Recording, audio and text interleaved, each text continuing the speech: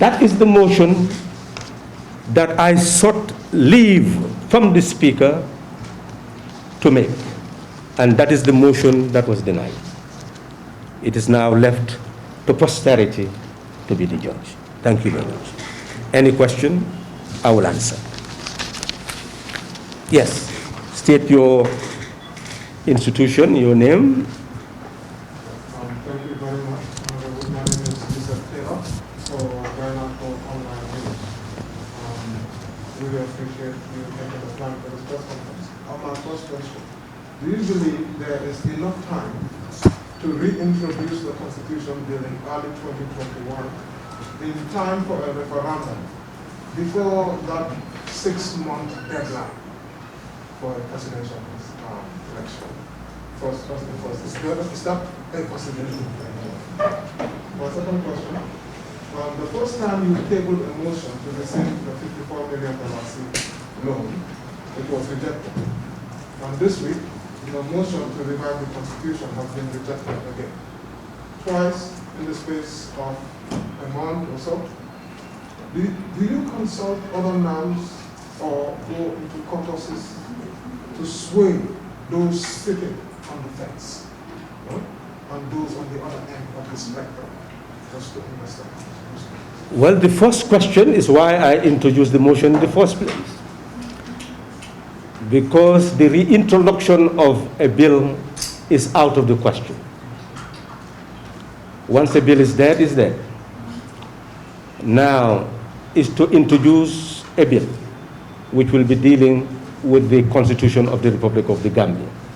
Whether they're going to plagiarize what has been provided by the CRC and produce a new document that they believe that is a consensus document, whatever. But that must be transformed into a bill and must be published in the Gazette for 3 months in the first instance, for not less than 10 days in the second instance before it is introduced in the National Assembly. So I believe you can imagine what my answer would be. In the first place, would you even expect that bill to go past that second stage again? And look at the risk that we are taking in that. Are we really determined to have the constitution of a third republic? I think that is the question that should be asked to every Gambian. And if we are, then now is the time that we look at the shortcut to that. And Parliament provided a shortcut. And not only a shortcut, it would have been a landmark precedent being created, and that landmark precedent would have saved the constitutional building process. So that's what I thought Parliament would do. Consultation, well, essentially the mind of Parliament should not in any way be influenced by anybody but by law, conscience, and the national interest. And I believe you hear me stating that over and over again, that whatever we do, we must be dictated by law, conscience, and the national interest. For example, we even as a party, we do not tell our representatives what to do, because once they are in the National Assembly, they are no longer party representatives. They are there representing the Gambian people. So we ask them to really decide and vote on the basis of the dictates of conscience and the national interest. So that type of consultation that people often make in caucuses really does not exist. And to be honest with you, I think that has made the Gambian parliament unique. Because in many parliaments, we even have whips that the caucuses really control the member.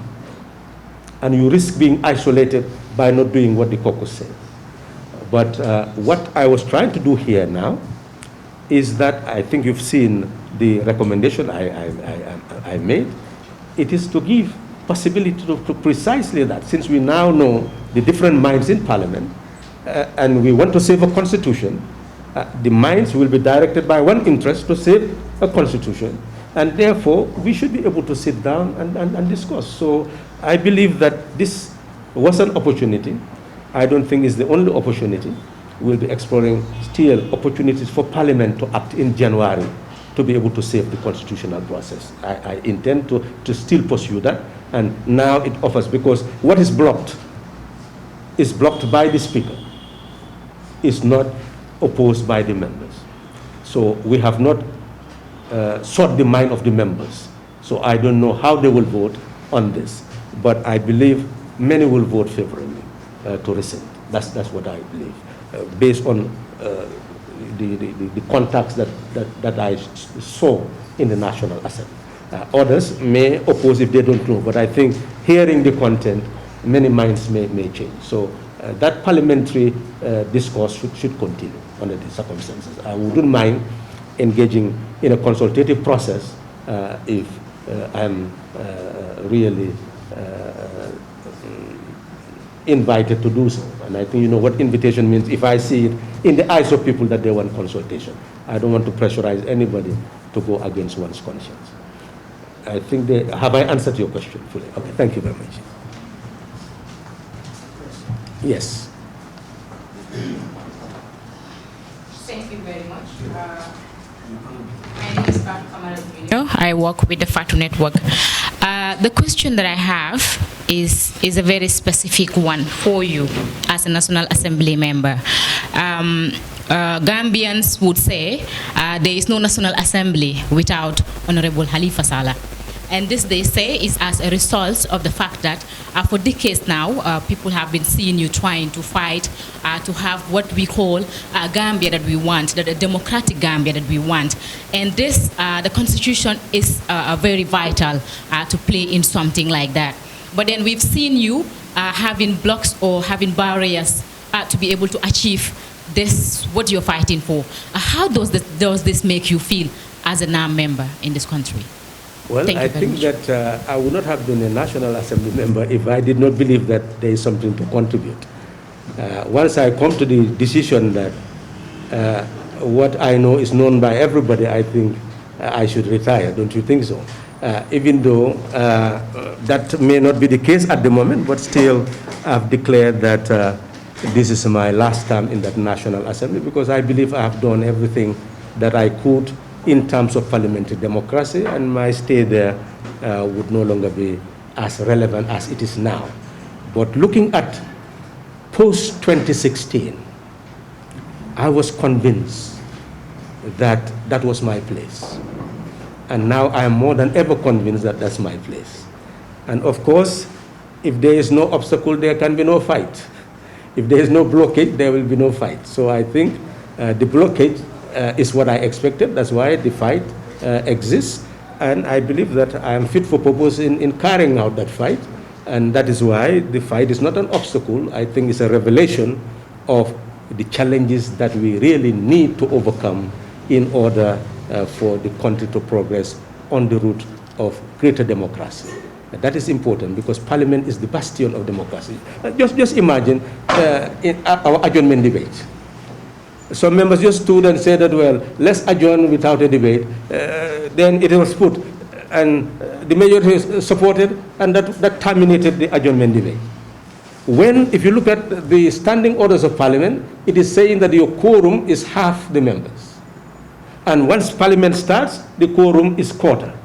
So if there is a quarter ready to continue, why should those who want to leave, those who do not want to stay, why should those people abrogate the rights of those people? So these are the issues that I must put in the public space, and we must put at the level of Parliament to combat and change so that our standing orders will be written to oppose all that. So we're in the process of building, and you cannot build until you identify the contradictions, the obstacles, then work to overcome them. That is the process. We should become more dynamic now, that knowing that these are the obstacles, they must be fought, they must be changed.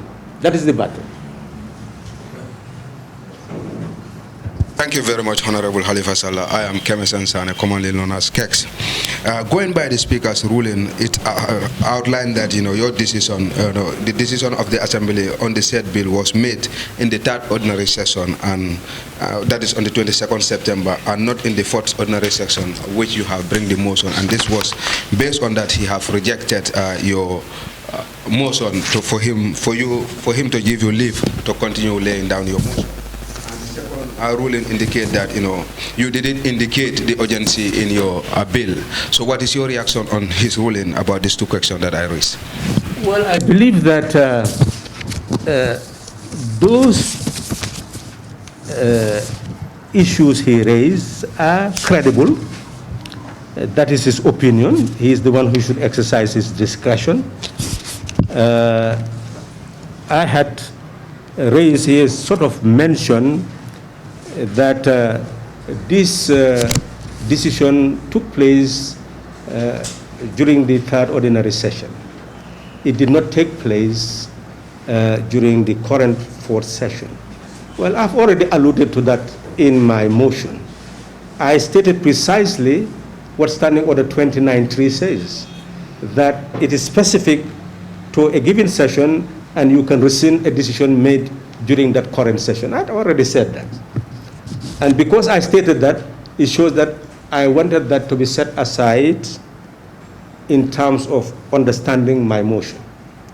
And my motion really was based more on Standing Order 8. And I don't think I need to read that for you again, because it shows that where something is not expressly stated in the standing orders, it is the sole power of the speaker to decide. And the motion I made, which he has mentioned, and he has not mentioned my position, he has not mentioned Standing Order 8 at all, which means that whoever wrote this does not even want to understand my motion, because if you are making a judgment, at least you should state my case, and my case was not about 29.3. I already understood that. That's why I stated it, so that they know that I understand that. That's what it says. But that's not about what I was moving my motion on. My motion was on something that the standing orders had nothing to say. And that is the flaw of his judgment, that because I made a motion for him to use his discretion on the basis of a provision which says that if nothing is stated by the standing orders, then the speaker has full power to exercise his discretion. Well, I'm in order. He should have noted that. At least that should be stated in that even though that is the case, he's not convinced regarding urgency. That would be credible. But that issue of 29.3 has no basis. Is really should not have been part of his consideration. Now the issue, and he has every power to decide on what I said, because the Standing Order 8 has given him that. Now the next issue that he mentioned, I think is left to you people to consider. I think I've already addressed that, but the floor is open. That's what I have to say on those two elements.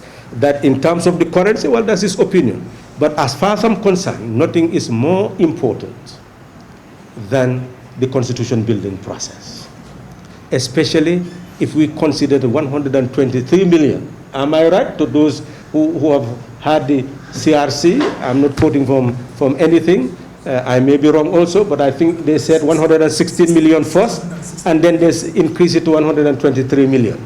If I'm wrong, then CRC forgive me. That's correct. Yes, 123 million. So if you say that is not urgent, that document where you spend 123 million, if you say it's not urgent to save that document, well, I don't know what is urgent. But to me, that is urgent.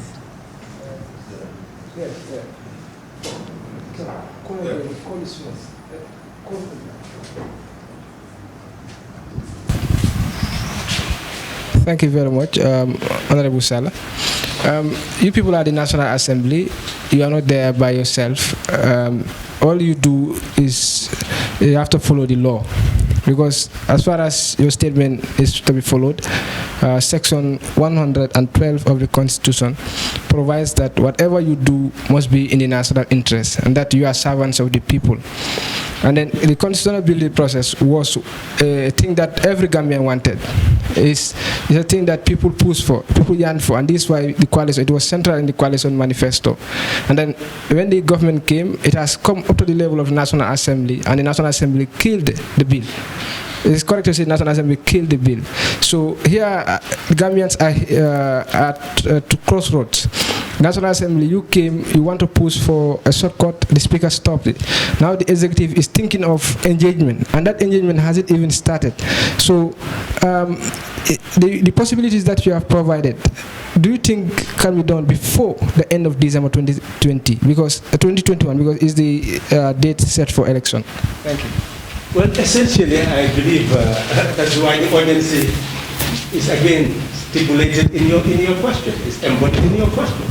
And every question I've had here is about urgency. So I think the urgency is already established. The fact that the executive has in fact looked for international mediation, that shows you the level of urgency. Why would you seek mediation if there's no urgency? So if they expect me to put all that in a motion to try to convince the Speaker that the matter is urgent, well, I think that would be rather unfortunate, because I don't think that that is really necessary, because the mere statement that I have indicated to show the impasse and the desire to overcome it should have been sufficient to convince any speaker to try to at least work on the path of saving the Constitution. That is legislative intervention to save the Constitution, since it is that same legislature that blocked the route. I think that would have been very noble if that was done. But again, we must respect the decision. I do respect the decision, but I'm not convinced by it. And to answer your question, well, that's what I saw, that you know, any delay, even the international consultation, how much do they know about our standing orders and constitution? You know, they just get up and just get people to get what we know about our constitution, what we know about the standing orders. You know, anybody, we have to at least help you to understand. And what the international committee must realize is that at the level of the National Assembly, the majority wanted the process to continue. So what is left is a minority that was not convinced, and even the majority, maybe they have some buts, but at least they wanted the process to continue to the committee stage. So which Gambian would not want this to proceed to the committee stage? And you've heard the quotation that at the third reading, you can support or reject. At the third reading, you can even reject it after all these stages. So what is the problem? Where does the problem lie? Is it the standing orders, the Constitution, or is it some people who simply want to block? Because even if you are opposed to it, allow it to go to the final stage and state your reasons why you would not want it to be the Constitution of the Republic of the Gambia. Yes, I'm sorry that I'm taking too much time. Yes. And the question I have is, aside from the issues raised by the speaker aside from the issues raised for the decisions taken by the speaker, do you think there is another motive that drives that decision aside from what was raised? Well, you know, I cannot really go into that, because that will be another terrain of suspicion, etc. I don't think you would want me to do that. I'm sure you'll want to save me from at least speaking my mind. What I can say plainly is that maybe my intention was not fully conceived as it should be conceived. Let me take it that way. So to allow room for more consultation and see whether we can still save the process. Because the parliamentary democracy is about developing the procedures. And procedures can be developed by parliament. We have absolute power to make our standing orders. So if you have good parliamentarians, you will have genuine parliamentary democracy. But if you don't have parliamentary who are committed to the national interest, who are dictated by conscience and the law, well, I'm afraid we will not be able to achieve the goals for which we brought the change.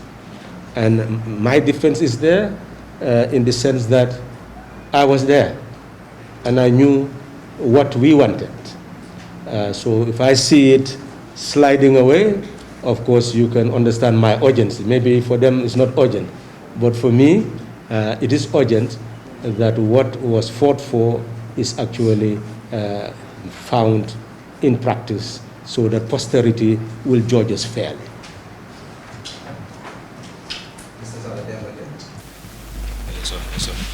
Mr. Salademba here, good evening. From Gainaku, I'm with my editor here, Flex, obviously based in Washington State. I have known you for a very long time. You've dedicated 3/4 of your life or half of your life into public service. I want to know what motivates you, what keeps you awake, because it appears that every time you and others work very closely to get us to the next point, there comes a group of people that hijacks the process and takes us backward. You're human like us. You have emotions, you have family, you go home. What keeps you going forward? My second question is a follow-up to what my editor asked.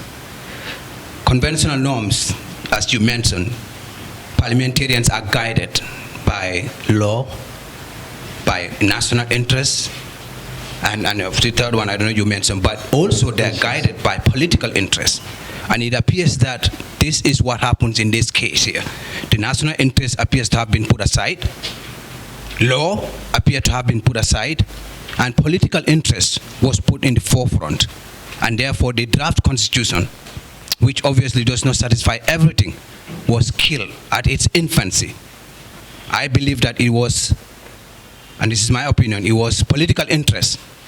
And this is why we think that it is necessary, and I can ask your opinion on that, whether you need to caucus within the National Assembly, because there's a lot of young people, as you said, they don't know anything about the standing orders. They don't know anything about the procedure, not anything. I don't mean to demonize them, but I mean they don't have the experience. Don't you think it is necessary to caucus, to consult those people before they're guided by politics that derails everything? Thank you very much for your service. Thank you very much. I will still advise all of you so that we really understand the issues, and I'm free to answer all your questions. But if we look at the constitution building process, it will help your media houses so that at least we look at the urgency of the blockage in that regard. What makes me tick? Well, it's a mission and it's a vision. I believe that I'm driven by that mission that I had at the age of 16 and a half. I've always repeated that over and over again. Listening to Stokely Carmichael at Crab Island School, I made a decision then that this eloquent gentleman has inspired me so much. And he is from where he was oppressed, and where even a boss will discriminate the person of color. And he is in Africa to get inspiration, only to find an Africa which was in fact more backward than he ever would dream. And who kept Africa backward? Our very selves. So if we don't take charge of ourselves and build ourselves to be worthy of respect, how can we save the Africans in the diaspora? So that is my mission, and I think that mission will go on with me until I go to the grave. But what you have said must be looked at from two angles. Yes, we want conscience, we want national interest, we want law to guide every parliamentarian. But sometimes people can be guided by political interest. But you raise the question again, what is that political interest? What is there to really gain? Because development is about all of us. When Gambia changed in 2016, nobody believed that Gambia could have a peaceful transfer of power to development.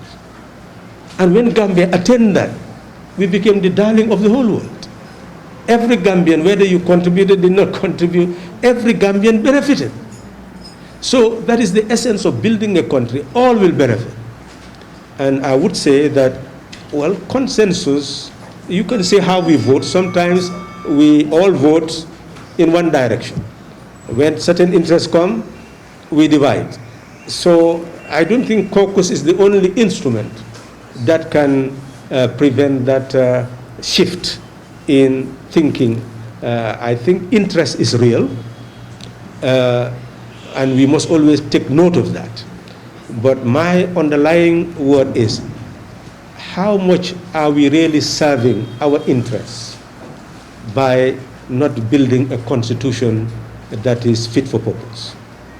When we have all the opportunity to do that, we can criticize it clause by clause. We can engage in a national debate at the level of the committee and move it forward. What interest is there that the person is serving?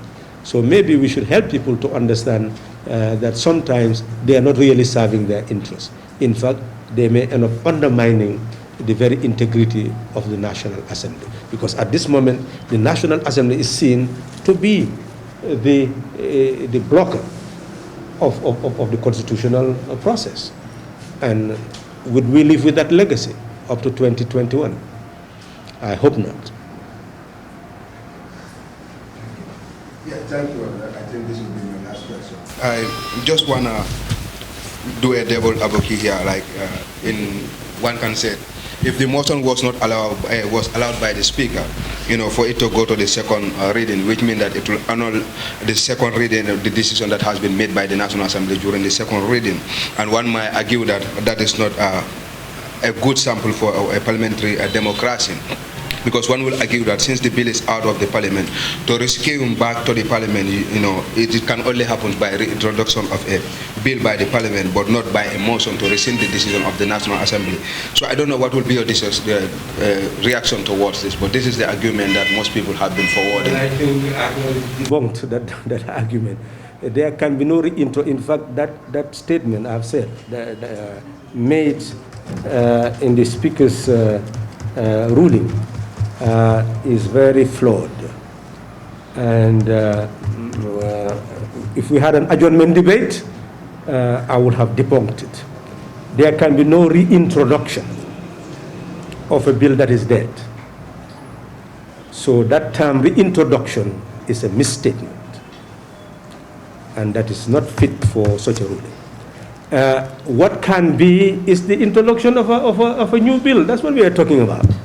But to introduce a new bill will require abiding by Section 226.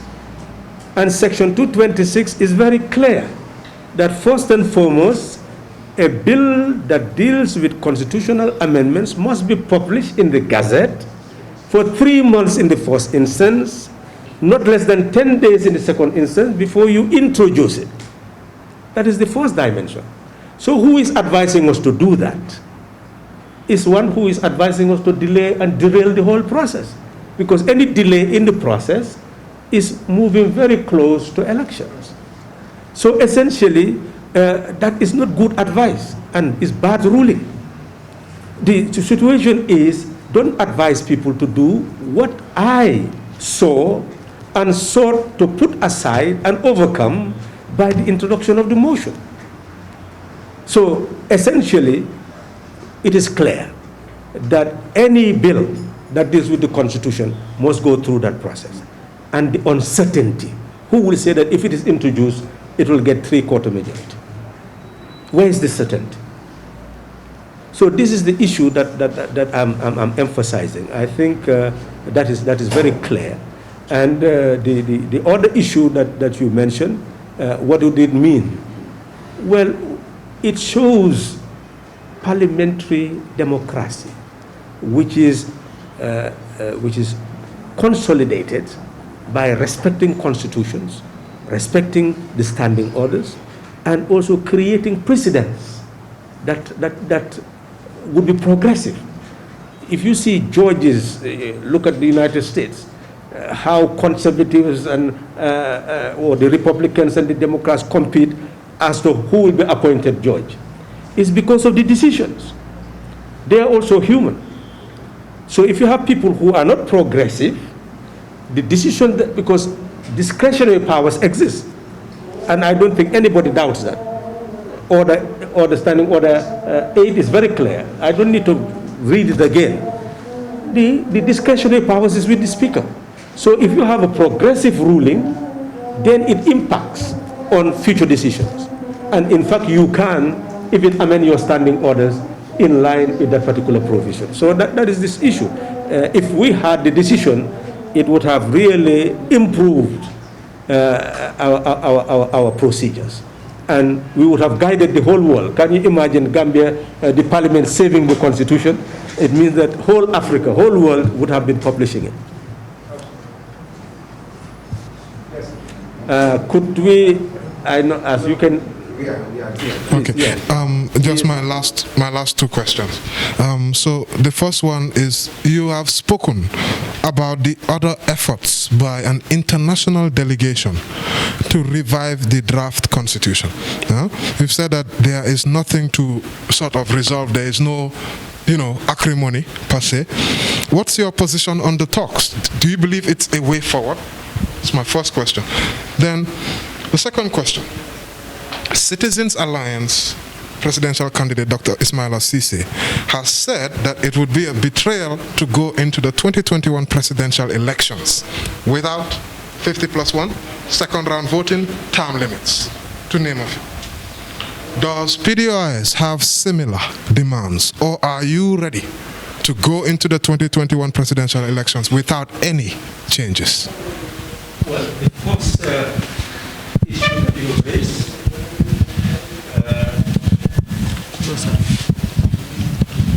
maybe let me take the second one. Well, when he says that, he's just reading the manifesto that Baba has. So that is what the coalition was all about. Read the manifesto. You don't need a reinvention. This is the architecture of the coalition. So if it is not performed, well, you must identify who betrayed it. All of us have contract with destiny, and we should decipher who betrays destiny and who is absolved by destiny. So I believe that you already understand our position, because we are part of the very drafters of that manifesto. And not only that, we have fought here as the opposition, and go back to the recommendations of GOFA. Very statements is there in GOFA's recommendation when we were dealing with ex-President Jammeh. Those were the fundamental recommendations made. So essentially, are we ready to go into elections if those issues are not handled? Well, we went to elections in 2016 when the situation went worse. We asked for electoral reform, and instead of electoral reform, we were told that to register a political party, you must now pay $1 million. To be able to stand for election, you must have 500,000 as a presidential candidate. As a National Assembly, you must have 50,000 times 53 seats of the National Assembly. You can imagine what a party would have to pay. So essentially, there were blockages everywhere, but what ultimately happened is that we went to election and we won. So our lesson is different from his lessons. Our lesson is that we struggle to build democracy, but when it comes to contest, we look at what we are fighting for, and we set strategies and tactics to be able to achieve them.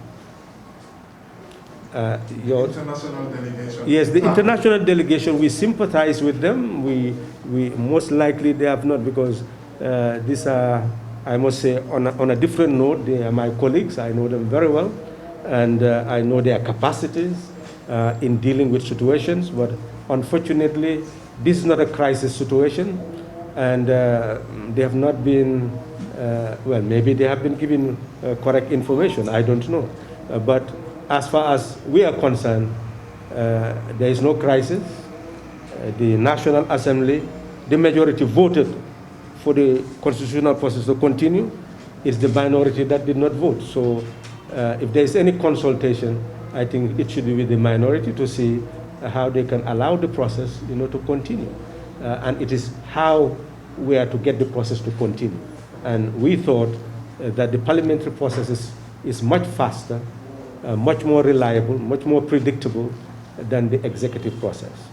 I believe they may also come to that conclusion. So is it a way forward, do you think? Well, every way is a way, but it's not a very speedy way forward. Thank you. Sorry, I have two questions, but they are not in for what we are discussing right now. I don't know if you will permit me to ask you these questions. Well, once I am here, I'm at your mercy. Thank you so much. I think you also are very merciful people. So yeah, thank you very much. The first question is, what's your reaction on the PDOI's new mobile app launched last week?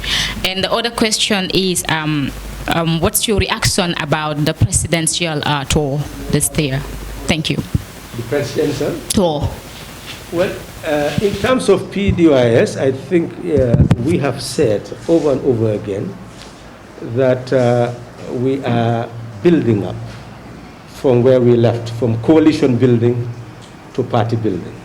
We were convinced that this country could not change unless we build credible coalition to at least create the first change, because the Gambian people never believed the ballot box could change a government. This country only changed through a coup d'etat. So that was an obstacle.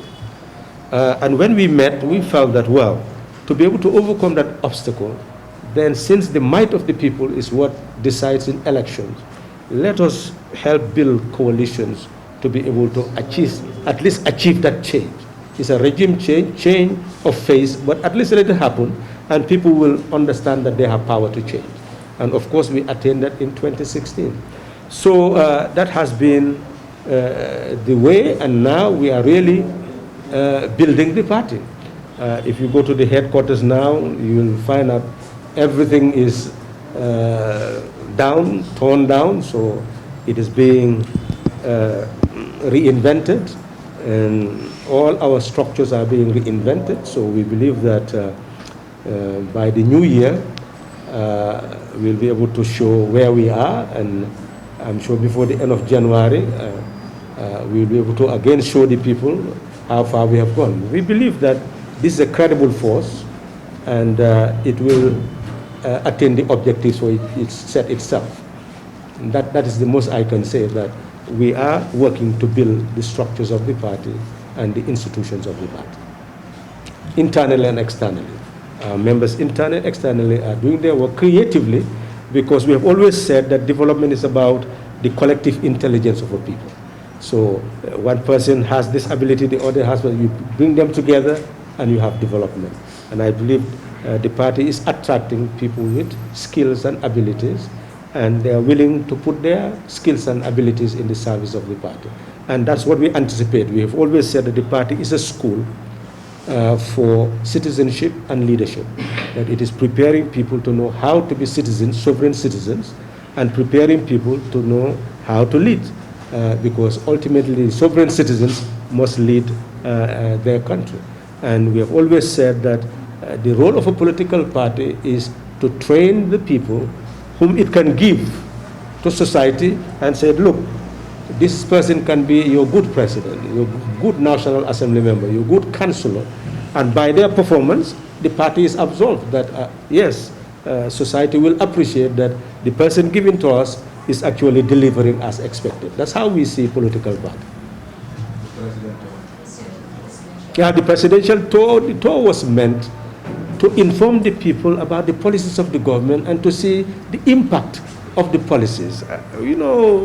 Don't drag us into it. We have said that, there is absolutely no attempt to change the old mold. Is politics of personality, patronage. That's what you people have seen, and the unfortunate thing, people believe that some people believe that that's politics. That is the patronage, is the fanfare, is giving things, is coming to people. Look at the National Assembly. The National Assembly has passed a supplementary appropriation bill into law so that you can build Hakalang and all these places and provide all these facilities. So how can somebody go and say, I did this? You know, it's already evident. So it means that you are the people who should inform your citizenry how a government works, that the money that the government takes from the people is what is put in the consolidated fund, and under section 150 of the Constitution, all monies must be put in that fund. And under section 151, you cannot withdraw that money until there is a law. Is the president the lawmaker? No, it's parliament that is the lawmaker. That's why we have just gone through a very rigorous budget session. You've all seen it with your own eyes. So essentially, that is what you should tell the people. This is where the funds come. What we want from a government is policy. Yes, they will have the policies. They will indicate what should be done with the money. Each government can be creative in terms of policy. And you can, yes, take credit that, well, it's our policy that has given rise to this. But that's not the purpose of this talk. So essentially, it is our duty. They are doing what they think they should do. But it's our duty to educate our citizenry rather than complain about what they do. Finally, you talked about the adjournment debate, and somebody following the National Assembly. It's now want to be a question in the National Assembly that parliamentarians are not given the opportunity to speak on behalf of their electorate, because we believe that each parliamentarian is represented by a constituency, and their electorate normally send them to parliament to raise their voice, be their voice, their ears, to raise their concern. But it has been 2 occasions of the parliament adjournment debate. A motion will be passed that let the assembly sign that without an adjournment debate. And we think that this is unfair to the electorate that send the parliamentarian. What will be, because we are seeing the trend is continue, will the parliament take a step to stop that? If you don't want to talk, then you allow other people to represent their electorate and talk on behalf of their people. I think that would be the best rather than leaving the non to continue.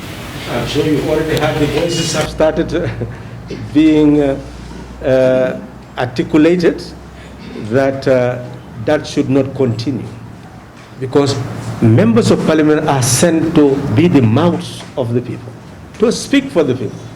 So every opportunity you have to speak, in fact, you should be happy. You should be objecting that you have only 15 minutes.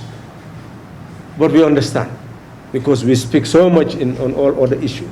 So therefore, when you have that opportunity, because what I'm doing now, I would have clarified during the adjournment debate. And it may not have been necessary, in fact, maybe to hold the press conference unless the media wants me to clarify more. Because I would have had 15 minutes to be able to read what I wanted to put before Parliament. But essentially, you can see the situation, that by virtue of just amputating that, many things in people's chests could not actually come out. And I have already clarified that. I have said that that mighty parliament has standing orders, and it has a constitution. I mean, we have a constitution. It is the constitution that says that 1/4, whilst we are sitting, 1/4 can continue. It constitutes a quorum. Before sitting, 1/2 would constitute a quorum. So why should people, because they conceive themselves as majority in voting, stop a process when at least even 15 members, constituting a quorum, wants to continue the process? Of course, that cannot be seen to be democratic. And I'm sure since it has happened in the first instance, it is happening again. I am sure you will hear voices raised against that so that it never happens again. Thank you so much, Halifa. I just want to take all the advantage I can to ask you my last question now. Everybody is asking last question, but the last is never last. Okay, let's all accept that this is the last question. We will all be giving our last question now. So this is regarding the 54 million, which we've seen what you have tried to do. on that. Budget advocates, they have questioned the legality of the National Assembly to create an entirely new budget line and extending the loan scheme to National Assembly member staff instead of adding to already existing budget lines in their salaries and allowances. Is the move by the National Assembly to approve this loan legal in your view, sir? Well, I cannot go deeper and deeper into analysis where people can go to the courts to really challenge certain things. What I can say is what is expected during the budgetary process. The Constitution is very clear. The executive is the proposer. The National Assembly or all those institutions are not the proposers. It's the executive that is the proposer. It is the executive that shows that these are the limits and this is how far we can go with expenditures. And all is put in the form of an estimate. And it is very clear in the Constitution that those estimates, when you have them, you can not increase anything except under the authority of the executive, the minister. What you can do is cut here and put there. Now, when you cut from one item, you must also put it in another existing item, which means that you have heads, subheads, and items. So therefore, when you are cutting, you know where you're cutting. It must be something existing, and where you're going to put it is something existing. Now, what has happened in that case is something is cut from somewhere and put somewhere which does not appear to be existing. So obviously, you've heard me say that that is not credible, that it does not really enhance the integrity of the National Assembly. That's why I move my motion. So I don't think it is worth beating a dead horse. That is, everybody knows the truth, and then it's left to National Assembly members as they struggle with the implementation of what they have approved. Mr. Salah, I believe we have one more question. This is the final question. Would you consider sponsoring a private member bill to make it illegal for the president and for the executive to accept any form of donation?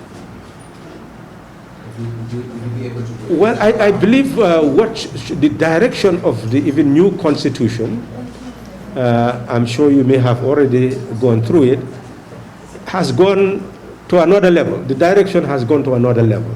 That is, you receive, but you remit it, you submit it as state property. I believe that that should be the direction, that all properties received in the name of being an officer of the state should be a property of the state. That, I think, has been, in fact, part of my manifesto when I was a presidential candidate. But I'm sure if you go and look at my handout, you will see that there. Definitely that should be. I agree entirely. Would I put in a private member's bill? I've avoided really going to that level because you need the support of your members. These motions I had to make, and that's why I made them for posterity. But there are certain other efforts that would have been desirable if you see that you will get the majority support. Then I would make them. Thank you very much. Okay. Thank you very much. All right. Thank you. Thank you. Thank you. Thank you. Okay. Thank you.